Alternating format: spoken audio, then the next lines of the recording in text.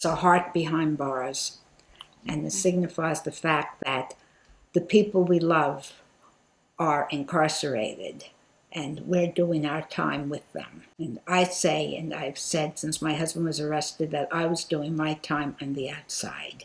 The United States has the highest incarceration rate in the world, with 2.3 million people currently serving time.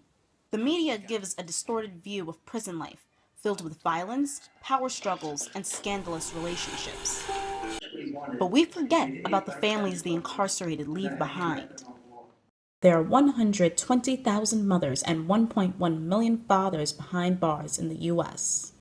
2.7 million children have a parent in prison. 105,000 of them in New York.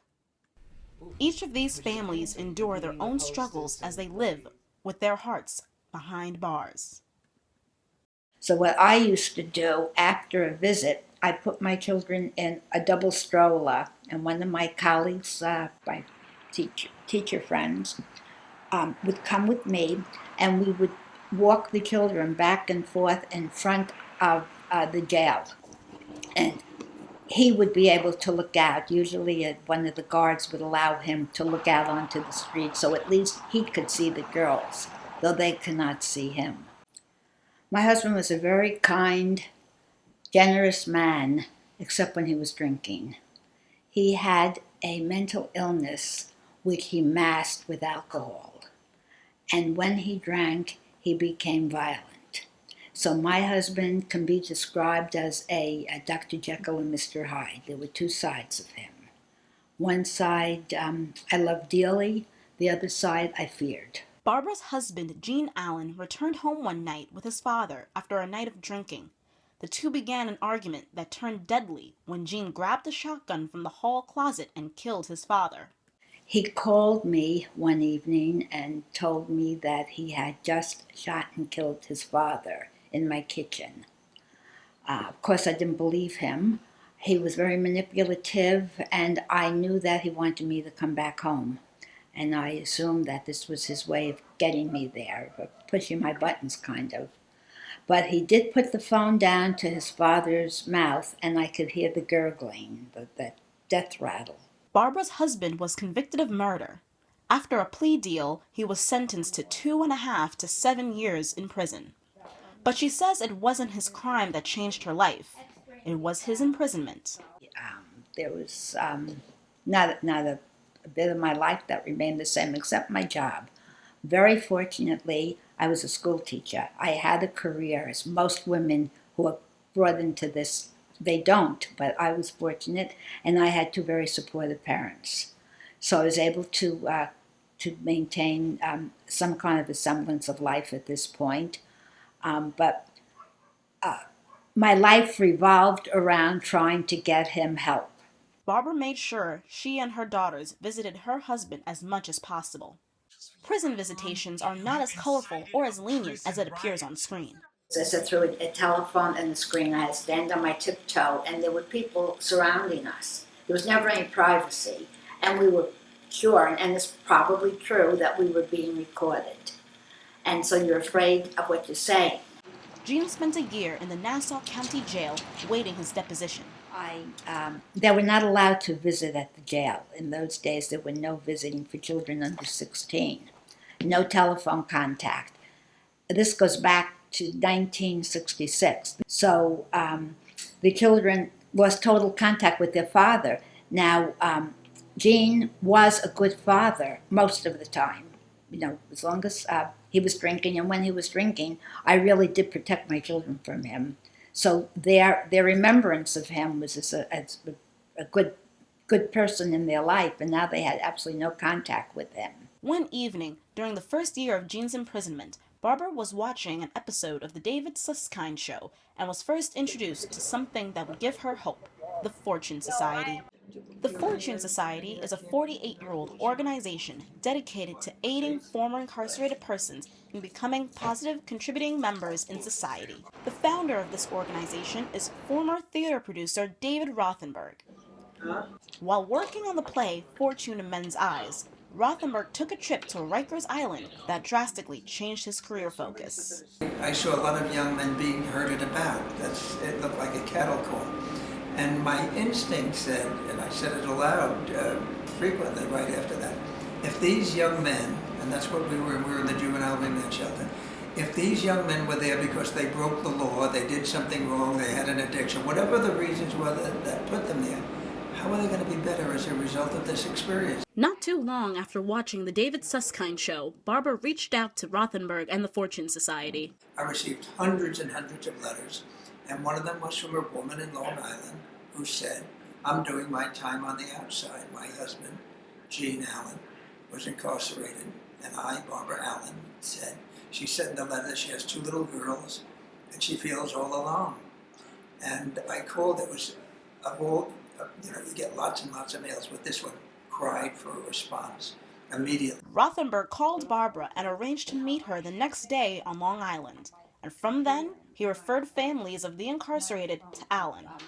So that was really part of one area of how I started working with families. And then when I went to the visiting rooms to visit, I reached out to the families in the visiting areas for me, because I felt so alone. I felt as if there was no one I could really talk to who would understand what I'm feeling and what I'm going through, except the woman standing next to me in the visiting room.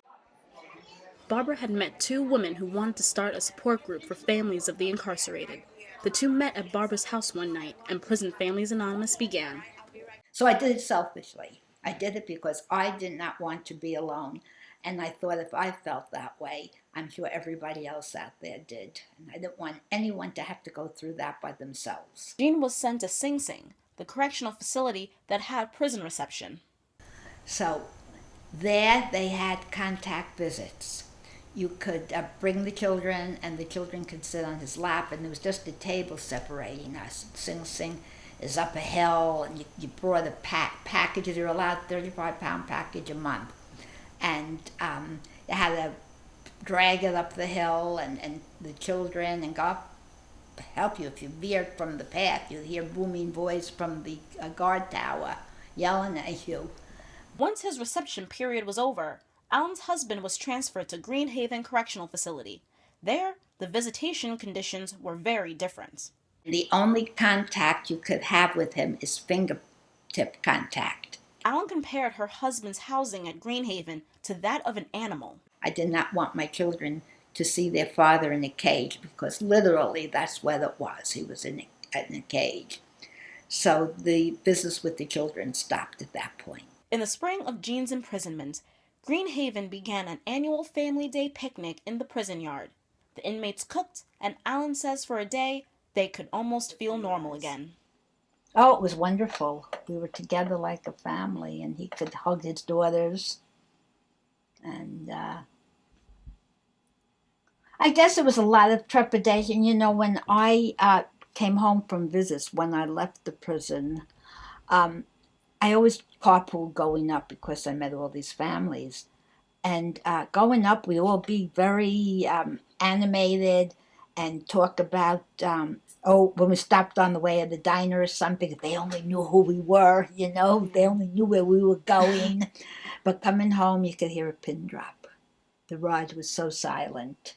And I guess that's what kept me going with those 2 girls. Whatever you want to do. Allen eventually had to discuss her husband's imprisonment with her young daughters. Very proud. I explained to my children as they were getting a little bit older that Daddy did something wrong. He made a terrible mistake, and he needs to be punished. Like when you make a mistake and you do something wrong, Mommy gives you time out. Well, that's what's happening to Daddy. But I kept telling him the whole time that he loved them and he misses them. And there was no communication other than writing. So he wrote letters from the county jail, and I would read him them portions of the letters, because his letters were filled with how much he loved his children and how much better life was going to be, which was not true. But at the time, I know he meant it, and I really tried to believe it. Over the years, Barbara has participated in speaking engagements, phone support, facilitating Prison Families Anonymous support meetings, and advocacy. Allen also works with a writing program for youths with incarcerated family members and advocates to keep teenagers from entering the adult prison system. Barbara Allen and Prison Families Anonymous have been recognized across Long Island, including being awarded the Martin Luther King Leadership Award. Prison Families Anonymous currently has 2 chapters on Long Island where they carry out their mission. To help people navigate the system, for them to have a voice and a place to vent what they're going through, to people who understand. If they want to cry, they can cry. If they want to scream, if they want to curse, I try to avoid that, but some of them do. But navigating the system is an important part, but also advocacy. I think we have a vested interest in what's happening in the criminal justice system, and if we don't care, who will?